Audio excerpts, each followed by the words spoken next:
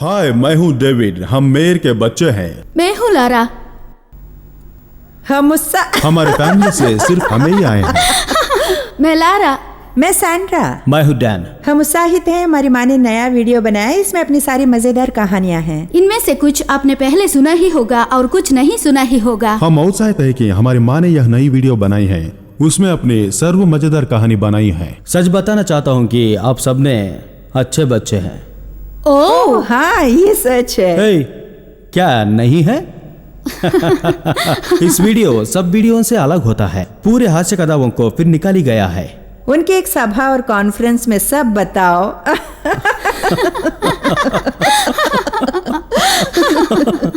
तुम मेरी ओर देख रहे हो जैसे विवरण दो। उसके बारे में मैंने सोच भी नहीं सकता। माँ ने अपनी एक सभा में कहानियां सुनाई थी। कई वर्षों से उनसे निवेदन किया गया था कि उन्हें सुनाए, तो उन्होंने फैसला किया कि इन सब का एक वीडियो बनाएं। आप इसका आनंद उठाइए। बाइबल बोधना करता है कि परलोक में हर काम को एक समय होता है और इस समय हंसने के लिए।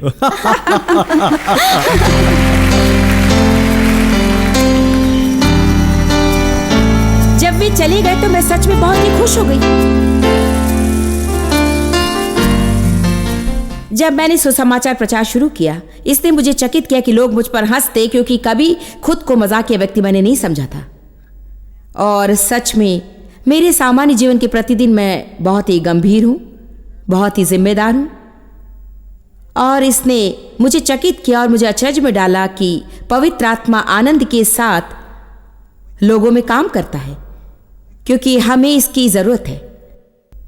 बाइबल बताती कि खुश हृदय औषधि के समान काम करता है, और कभी कभी यदि आप खुद पर हंस सकते तो ये आपके जीवन में कई बातें बहुत ही आसान कर देता है। मैं जो संदेश दे रही हूं उसमें से कुछ बहुत ही मजबूत है। वे लोगों से व्यवहार करते हैं, लोगों को सच्चाई का सामना करना सिखाते, जो करना मुश्किल है।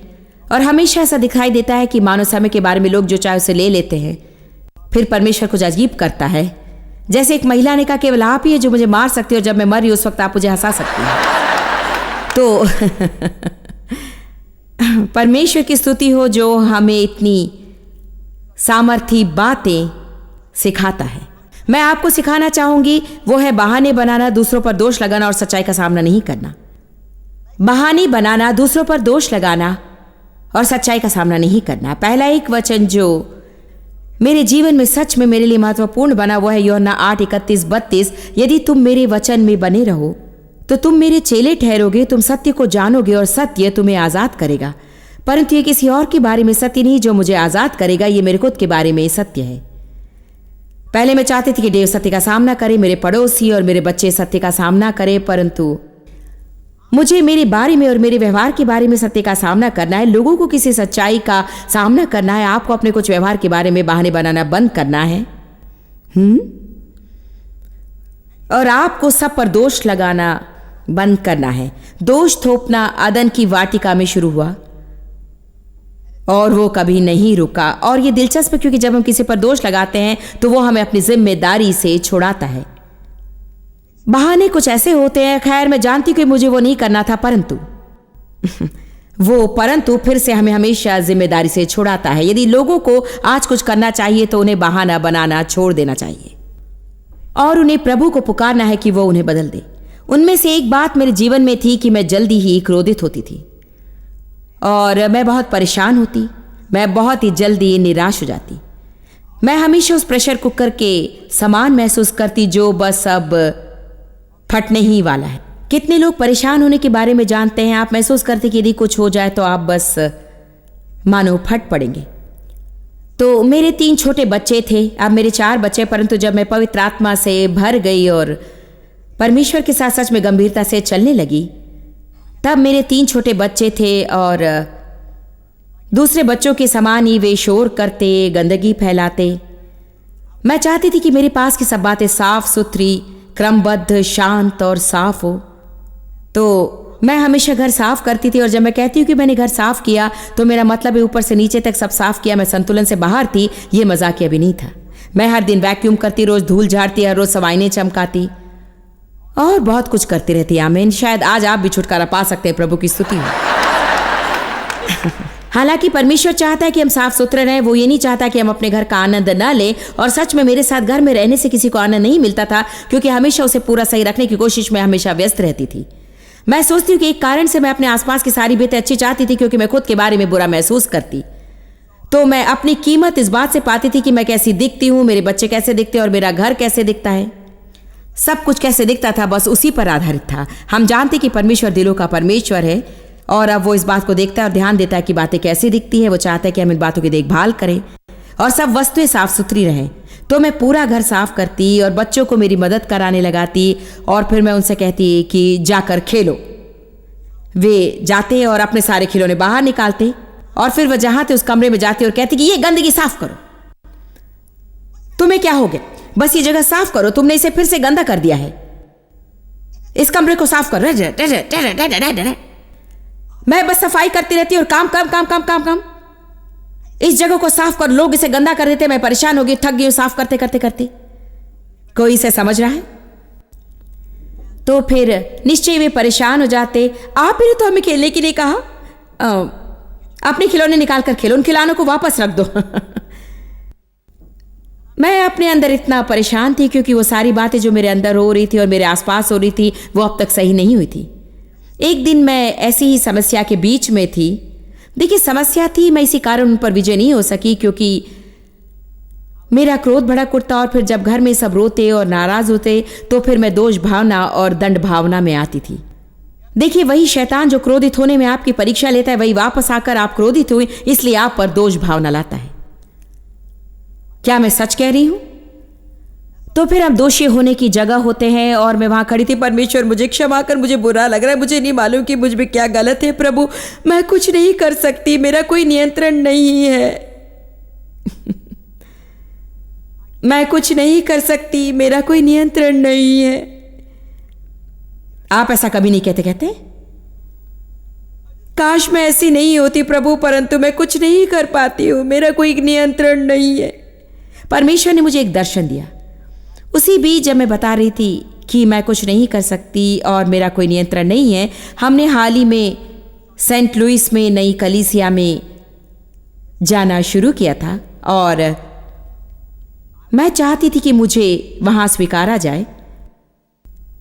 मैंने पास्टर और उनकी पत्नी से मुलाकात की, और हम अच्छे संबंधों को बनाने की शुरुआत कर रहे थे, और वहां सिखाने के लिए मेरे लिए द्वार खोल रहे थे।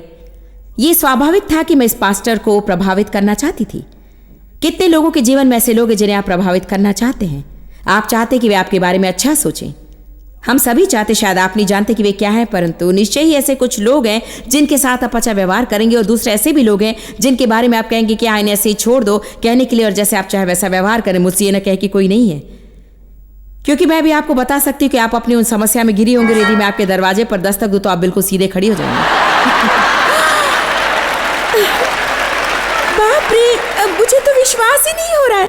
खैर, जब मैं बहाने बना रही थी और परमेश्वर से कह रही थी कि मैं ऐसे कुछ नहीं कर सकती, मैंने दर्शन देखा। मैंने सच में से आत्मा में देखा। मैंने देखा कि मेरे पास्टर ड्राइववे में कार चला रहे थे। ये मानो ऐसा था कि वे वहां ड्राइववे में कार लेकर आए। मुझे याद है उस वक्त उनके पास बड़ी सफेद कार थी। वे हमेशा सूट पहनते थे। दरवाजे पर खटखटाया, और परमेश्वर ने मुझे बताया कि मैं कितनी जल्दी से सीधी खड़ी हो गई। और प्रभु ने कहा कि आप दरवाजा खोलिए। तो मैंने कहा, पास्टर, प्रेज द लॉर्ड। ओह, मुझे बहुत खुशी हुई कि आप आए। धन्यवाद यीशु, अंदर आइए। ओह, बच्चे कहाँ हैं? ओह, वे अपने कमरे में खेल रहे हैं। Praise God. जानते, ये बात मेरे लिए आंखें खोलने वाली हो गई, क्योंकि मैंने जाना कि हम खुद पर नियंत्रण कर सकते हैं। कृपया आज आप इसे समझ लें। यदि आप मजबूत होना चाहते हैं तो आप खुद पर नियंत्रण कर सकते हैं, क्योंकि हम में से कोई ऐसा नहीं जो किसी जगह पर किसी भी व्यक्ति से बिल्कुल सही व्यवहार करे। आइए इस बात की ओर देखें कि कैसे परमेश्वर ने मुझे सिखाने की कोशिश की कि मैं अपने पति की अधीनता में कैसे रहूं और उनसे सही ढंग से कैसे बातें करूं और बुरी मनोदशा न रखूं। खैर, मैं ऐसा कहती कि मुझे पुरुषों के अधिकार से बहुत समस्या थी, क्योंकि मेरे जीवन में बहुत से पुरुषों ने मेरा शोषण किया है, और मैं ऐसे रहना नहीं चाहती थी प्रभु, परंतु मैं अपनी मदद नहीं कर पा रही हूँ। प्रभु ने कहा, तुम अपने पास्टर का जितना आदर करते हो उसका बस आधा ही आदर अपने पति के प्रति दर्शाओ तो अच्छा होगा।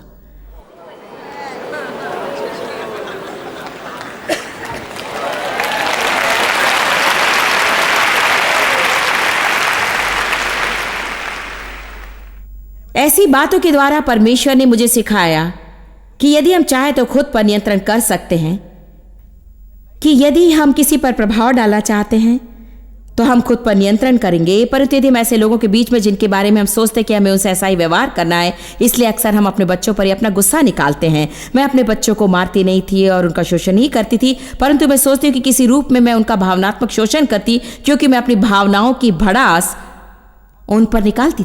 बाइबल इफिसियों 6 में कहती है कि हमें अपने क्रोध को अपने बच्चों पर नहीं निकालना है और गुस्से में उन्हें नहीं मारना चाहिए, क्योंकि यदि हम ऐसा करें तो ये उनकी आत्मा को जख्मी करेगा और उन्हें तोड़ देगा और वे अपने जीवन में कड़वे हो जाएंगे।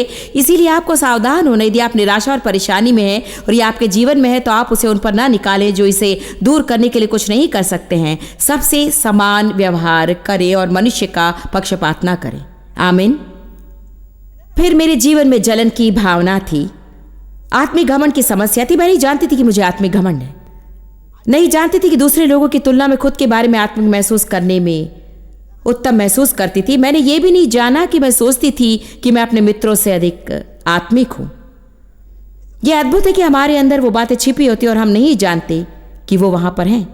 मेरी एक सहेली है, सच वो मेरी सहेली थी और आज भी मेरी सहेली है और मैं उससे प्यार करती हूँ, सच में उससे प्यार करती थी, परंतु उसके व्यक्तित्व में ऐसी बहुत सी बातें थी जो मुझे क्रोधित करती थी। मैं जानती हूं कि आपके जीवन में ऐसा कोई नहीं है ना? हम कई समय तक एक साथ थे, तो हालांकि मैं इसके बारे में पूरी तरह जागृत नहीं थी। अब मैंने जाना कि मैं उस पर बहुत दोष लगाती थी। अजीब है कि हम लोगों के बारे में न्यायात्मक मनोदशा रखते हैं, यहाँ तक कि उन लोगों के साथ हम हमेशा समय बिताना पसंद करते हैं। ये बहुत ही भयानक है, क्योंकि बाइबल हमें बार बार बताती है कि तुम कौन हो कि अपने पड़ोसी का न्याय करो। तो मुख्य बात यह है कि दूसरे लोगों से हमें कुछ नहीं करना है, हम परमेश्वर के सामने खुद का लेखा जोखा देंगे, किसी और का नहीं। तो वो मेरे पड़ोस में रहती थी और हम एक साथ काफ़ी समय बिताते। वो मेरे पहले होम बाइबल स्टडीज़ में मेरे साथ थी और वहाँ आराधना में अगुवाई करती है। हम उस समय गैरेज सेल्स के लिए एक साथ जाते। उस समय मैं अपनी हर ज़रूरत के लिए विश्वास करती और मेरे पास नई बातें खरीदने के लिए मुश्किल से पैसे रहते, तो मैं उससे रोज़ मुलाकात करती थी। मैं विश्वास के बारे में बस सीख रही थी कि विश्वास को कैसे खोलना चाहिए और विश्वास का उपयोग कैसे करना चाहिए। उस समय मेरे पास इतनी समझ नहीं थी, तो मैं हर समय उसका उपयोग वस्तु के लिए ही करती थी। एक बात मैं चाहती थी और वो था एक फर कोट। संसार में मुझे अधिक ज़रूरत थी एक फर कोट की और मुझे फर कोट चाहिए था। क्यों मुझे नहीं मालूम। मैं सोचती हूँ कि मैंने कभी किसी को पहने देखा और सोचा कि मेरे पास भी होना चाहिए। एक सम्मान की बात थी और मैं परमेश्वर पर फर कोट के लिए विश्वास कर रही थी और मैं लंबे समय तक परमेश्वर पर विश्वास करती रही। मेरे मन में जो मुझे चाहिए था बिल्कुल वही था, एक full length dark colour mink coat. मैं अपने आप को उसमें देख रही हूँ। प्रभु की स्तुति है। बस मेरा प्रभु पर विश्वास था और मेरे मन में वो नहीं था। परंतु एक दिन मेरी डोर बेल बजी। मैंने दरवाज़ा खोला और वो मेरी सहेली थी और उसके हाथों में एक बड़ा बक्सा था। आप विश्वास नहीं करेंगे कि परमेश्वर ने मुझे क्या दिया है। ओह प्रभु की स्तुति हो, अंदर आओ।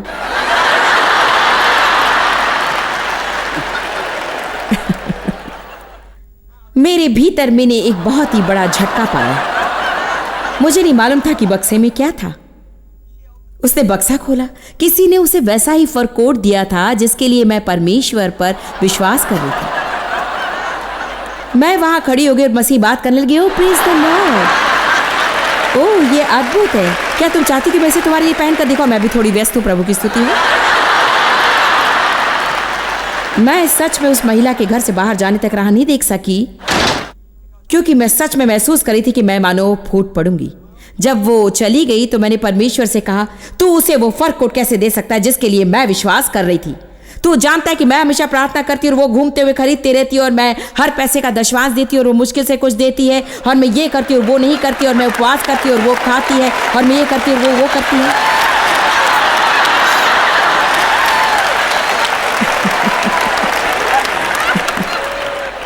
आखिर आप जो चाहते हैं वो परमेश्वर किसी और को क्यों देना चाहता है? और अधिकांशतः स्वाभाविक में ऐसा दिखता है कि जिस व्यक्ति को ये मिला वो उसके लिए आपके जितना लायक नहीं है। मुझसे ये नहीं कहे कि आप ऐसा नहीं करते हैं, मैंने सोचा था कि जो फर कोट मुझे चाहिए था उसके बारे में परमेश्वर कोई दिलचस्पी नहीं ले रहा है। वो मुझ में चरित्र निर्माण करना और मुझे बदलना चाहता था, क्योंकि मेरे जीवन पर बुलाहट थी और वो उसके लिए तैयार करना चाहता था। मुझे फर कोट की जरूरत नहीं थी, मुझे चरित्र चाहिए था, परंतु मुझे वो मालूम नहीं था। तो परमेश्वर ने उस उदाहरण का उपयोग किया कि वो बेकार की बातें मुझसे निकाल दे, क्योंकि जैसे मैं वहां खड़ी थी मेरे अंदर जलन की भावना, द्वेष की भावना, न्याय करना और तुलना करने की भावना थी। और फिर मैंने मेरे अंदर हमेशा रहने वाली इन बातों को देखा जिसे मैं अनदेखा कर रही थी। देखिए, हम ऐसी बहुत सी बातों के लिए विश्वास करते जिसकी हमें जरूरत ही नहीं है, फिर हम आश्चर्य करते कि परमेश्वर वो सब हमें क्यों नहीं दे रहा है। फिर कई बार जब वो उसे किसी और को देता है तो हम सोचते हैं कि वो उसके लायक नहीं है। परमेश्वर मुझे सिखाना चाहता था कि वो एक दयालु परमेश्वर है और वो किसी के लिए जो कुछ करना चाहता है उसे कर सकता है, और सच में ये मेरा काम नहीं है। उसने मुझे ये भी सिखाया कि मुझे आत्मिक रूप में किसी का न्याय नहीं करना चाहिए। वो वही करी थी जिसके लिए परमेश्वर ने उसे बुलाया था, और मैं वही करी थी जिसके लिए प्रभु ने मुझे कहा था। मेरे जीवन पर उसे अलग बुलाहट थी, वो मुझ पर अलग मांग रख रहा था। शायद वो मुझे उपवास के लिए कहता और उसे वो करने के लिए बिल्कुल ही नहीं कहता। मेरे पति मेरे साथ सहमत थे और हम सबका दशमांश दे सकते थे। उसका पति वो नहीं चाहता था, तो वो अलाउंस के $20 का दशमांश दे पाती थी, तो उसका दशमांश था $2। ये मुझे क्रोधित करता कि मैं इतना पैसा देती और वो देती है सिर्फ $2, और उसे वो फर कोट मिल गया। अब ऐसे ना बैठे रहिए कि मैं जो कह रही हूं आप समझ नहीं पा रहे हैं। आमीन। आप जानते कि मैं क्या कह रही हूं। तो ये वो बातें हैं जो सच में मेरे लिए जीवन बदल देने वाली थी। उस समय मैं नहीं जानती थी कि ये मजाकिया है, परंतु आज जब मैं पीछे मुड़कर देखती तो सोचती हूं कि कितनी मूर्ख थी। मेरी सारी जरूरतें, मेरे चरित्र में बहुत ज्यादा समस्याएं थी और मेरे व्यवहार में समस्याएं थी। मेरा क्रोध, मैं जैसे काम करती, उकसाना और नियंत्रण करना, और यहां मैं फर कोट के लिए प्रभु पर विश्वास कर रही थी। शायद कोई यहां आज या कोई इसे देखते हुए इस बारे में कायल हो कि आप शायद अपने शरीर की कुछ बातों के लिए विश्वास कर रहे हैं और अंत में आपको कुछ चाहिए तो वो शरीर के लिए है, क्योंकि अंत में खैर जो कुछ भी हो, अभी आपकी समस्या आपका शरीर है।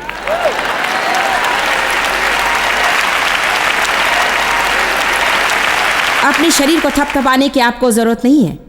आपको परमेश्वर में आगे बढ़ना है। और फिर परमेश्वर ने मुझे एक और बात सिखाई कि जो वो हमें बताता है उसे सुने और उसे ना करने के लिए कोई बहाने ना ढूंढे। यह अद्भुत है कि परमेश्वर हमें कितनी बार कुछ करने के लिए कहता है या कुछ छोड़ने के लिए कहता है। मुझे नहीं मालूम, शायद इस महीने जब हम ऑफरिंग लेंगे, प्रभु ने किसी से कहा कि ऑफरिंग में $100 डालो, और शायद आपने उसी वक्त कहा मेरे पास अगले हफ्ते भोजन के लिए पैसे नहीं है। तो क्या आप सोचते कि परमेश्वर चाहता है कि आप 5 दिनों तक दोपहर का भोजन करके उपवास करें? हाँ, ऐसी भी बातें होती हैं, परंतु देखिए हमारा मन बीच में आता है और हमारी आत्मा में जो चल रहा है उस पर अधिकार करता है। बाइबल इसे कारण बनाना कहती है। 1 कुरिन्थियों 2 में ये कहती है कि स्वाभाविक मनुष्य आत्मिक मनुष्य को नहीं समझता है। मैंने ये पाया है कि मेरे पास मन है, मेरे पास आत्मा है, और मैं अपने मन को स्वाभाविक मनुष्य के रूप में देखती और आत्मा को आत्मिक मनुष्य के रूप में। और मैंने ये पाया कि मेरा मन स्वाभाविक मनुष्य सामान्य रूप में ही नहीं समझता कि मैं अपनी आत्मा में क्या महसूस कर रही हूं। एक दिन मैं एक महीना के लिए प्रार्थना करी थी, जो हमारे लिए अच्छी स्वयं सेविका थी। वो सच में बहुत से सभाओं के लिए स्वयं सेविका थी और सच में आशीष थी। तो मैं इस महिला के लिए प्रार्थना कर रही थी। उसका नाम है रूथ एन। अब वो हमारे लिए पूर्णकालीन काम करती है और वो पहले सेवकाई में स्वयं सेविका थी। वो हर हफ्ते हमारी सभा में आती और मैं उसके लिए प्रार्थना कर रही थी, ओ परमेश्वर रूथ एन को आशीष दे। प्रभु, रूथ एन सच में बड़ी आशीष रही है। मैं रूथ एन के लिए कुछ करना चाहती हूँ। प्रभु, मैं रूथ एन के लिए क्या करूँ? और तुरंत ही जब मैं प्रार्थना करी थी, मैं अपने कमरे में थी। ये प्रार्थना करने के लिए सही जगह नहीं है। आपका कमरा किसी और को आशीष दे, ये प्रार्थना करने के लिए सही जगह नहीं है। सच में वो एक अच्छी जगह है, परंतु जैसे मैं वहां खड़ी थी, मेरी दृष्टि मैंने खरीदे हुए नए रेड ड्रेस पर पड़ी, जो अभी भी कपड़ों के बैग में पड़ा था। और मैंने ये जाना, ये यहाँ ऊपर से नहीं, ये मेरा विचार नहीं था। मैंने तुरंत अपनी आत्मा में जान लिया कि मुझे इस महिला को वो ड्रेस देना है, परंतु मैं नहीं चाहती थी। देखिए, जब हम कुछ करना नहीं चाहते तो हमारा मन एक कारण के साथ आकर हमारी मदद करता है कि हमारी आत्मा जो चाहती है उसे नहीं करना ठीक है। क्या आज मैं किसी से बातें कर रही हूँ? मतलब डराने वाली बात यह है कि वो पूरी क्रिया इतनी जल्दी होती है कि आप जानते ही नहीं कि आपके साथ क्या हुआ है। तो मैं रूथ एन के लिए प्रार्थना कर रही थी, प्रभु मैं रूथ एन को आशीष देना चाहती हूँ, मैं रूथ एन के लिए क्या करूं? मेरी दृष्टि लाल ड्रेस पर पड़ी। मैंने अपनी आत्मा में जान ली कि वो लाल ड्रेस देनी होगी। मैंने कहा, परंतु प्रभु वो ड्रेस तो नहीं है। सीधी मैं अपनी सभा में गई। लाल ड्रेस के बारे में एक और बात भी नहीं सोची, क्योंकि मेरे मन ने कहा कि वो ड्रेस देने के लिए कहने वाला प्रभु नहीं हो सकता है, क्योंकि वो ड्रेस नहीं है। न जाने मैं क्यों सोचने लगी कि परमेश्वर चाहता है कि मैं केवल पुरानी वस्तुएं दूं और वो मुझे कुछ नया देने के लिए नहीं कहेगा। खैर देखिए, सच में यही बात थी। मैंने पुराने कपड़े दे दिए थे, ऐसे कपड़े जो मुझे नहीं चाहिए थे, ऐसे कपड़े जो मुझे नहीं चाहिए थे, जो मुझे फिट नहीं हो रहे थे। परंतु परमेश्वर मुझे अब नए स्तर पर लाने की कोशिश कर रहा था, क्योंकि जब परमेश्वर आपको नए स्तर पर लाता है तो आपको नया बीज बोना है। और शायद वो चाहता है कि और अधिक भी तरह शायद चाहता है कि लोग मुझे नई वस्तुएं देना शुरू करें। और शायद परमेश्वर चाहते कि कोई मुझे बाहर ले जाकर कपड़े खरीद कर देना शुरू करे, और उसे होने देने के लिए मुझे पुरानी वस्तुएं नहीं देनी है, मुझे कुछ नया देना चाहिए। खैर जब मैंने वो ड्रेस खरीदा तो मैंने इसे सच में अपने से एक साइज बड़ा लाया था, क्योंकि वो ऐसा ड्रेस था जिसके कंधों पर सीम्स नहीं थे। तो हालांकि वो थोड़ा बड़ा था, आप नहीं कह सकते, क्योंकि उसमें फुल स्कर्ट थी और कसी हुई वेस्ट थी। तो सामान्य रूप में मैं साइज 10 पहनती और मैंने ये ड्रेस साइज 12 की ली, क्योंकि मैंने सोचा शायद बाद में ठीक हो जाए। पर हर समय जब मैं वो ड्रेस पहनने जाती मैं सोचती नहीं, मैं अभी इसके लिए तैयार नहीं, आज बहुत गर्मी है, मुझे लाल कपड़े पहनना अच्छा नहीं लग रहा है या कुछ हो। मैंने सच में इस ड्रेस के साथ पहनने के लिए स्क्वायर रेड और सिल्वर ईयरिंग भी खरीद लिए थे, और मैंने उन्हें भी नहीं पहना था। लगभग 1 महीना ऐसे ही चला गया और वो ड्रेस अभी भी वही थी, और मैं फिर कमरे में थी, रुतैन के लिए प्रार्थना कर रही थी। ओ प्रभु, रुतैन को आशीष दे। रुतैन सच में आशीष है प्रभु। मैं चाहती हूं, मैं रुतैन को कैसे आशीष दूं? हाँ, यहां परमेश्वर के पास ही वही विचार था जो पिछली बार था। उसे लाल ड्रेस दे दो। मैंने परमेश्वर को कहा था कि वो नई ड्रेस है, उसे फिर से कहने में कोई अर्थ नहीं है। मैंने पहले ही उसे बताया था कि उसकी कीमत क्या है, उसे फिर से कहने में कोई अर्थ नहीं था। तो अब मैंने कहा, परंतु प्रभु, मैंने इस ड्रेस के साथ पहनने के लिए रेड और सिल्वर ईयररिंग्स भी खरीदी हैं, उसका उससे क्या संबंध है? परंतु मेरे मन में वही बात आई और मेरे दिल में यही बात आई, हाँ मैं तुम्हें वो ईयररिंग रखने दूंगा, परंतु यदि वो समस्या तो उसे भी दे दो।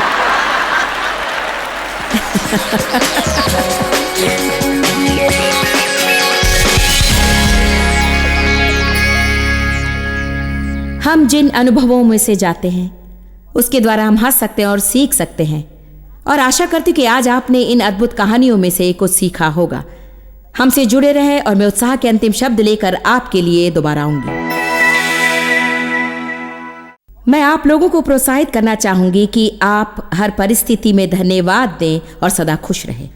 सच में जब मैं वो कहती हूं तो यदि आप उसे करें तो आपका लाभ होगा, क्योंकि आपका मन जितना हल्का होगा आप जीवन का उतना आनंद उठा पाएंगे। किसी बात के बारे में चिंता करने से कोई लाभ नहीं, आप उसके बारे में कुछ नहीं कर सकते। पहला थिस्सलुनीकियों 5:18 कहता है, हर बात में परमेश्वर का धन्यवाद दो, चाहे परिस्थिति कुछ भी हो, धन्यवादी हो और धन्यवाद दो, क्योंकि तुम जो मसीह यीशु में हो उनके लिए परमेश्वर की यही इच्छा है। दोबारा आप प्रोत्साहित करती हूँ कि धन्यवादी हो और धन्यवाद दें। यदि आप अभी मुश्किल समय से जा रहे हैं तो जाकर कागज ले आएं, बैठ जाएं और वो सब बातें लिखिए जिसके लिए आप सोचते हैं कि आप अपने जीवन के लिए प्रभु को धन्यवाद दे सकते हैं, और फिर उसे जोर से पढ़ें। जब आप ऐसा करेंगे तो 1 या 2 बातें जिनके बारे में आप चिंता कर रहे हैं वो बिल्कुल बड़ी नहीं लगेंगी। प्रभु आशीष दे। हम आपकी चिंता करते हैं और जल्दी आपसे मिलने की कामना करते हैं। आप जितना जानते हैं उससे भी अधिक आप हमारे लिए जॉयस मेयर मिनिस्ट्रीज एशिया में महत्वपूर्ण है। हम आपकी सराहना करते हैं। आप सौभाग्यों का धन्यवाद देते हैं कि इस संसार भर की सेवकाई को आप सफल कर रहे हैं। एक साथ हम भूखों को भोजन, गरीबों को कपड़े दे रहे हैं और पूरे संसार में सुसमाचार प्रचार कर रहे हैं। हमसे आज ही संपर्क करें या लॉग करें jmmindia.org। अपने प्रार्थना निवेदन भेजें, हमारे स्रोत के विषय जानें, जॉयस की सभाओं के विषय जानें, और जैसे हम पूरे संसार में मसीह के प्रेम को बांटते हैं तो आप हमारे साथ सहभागी हो जाएं।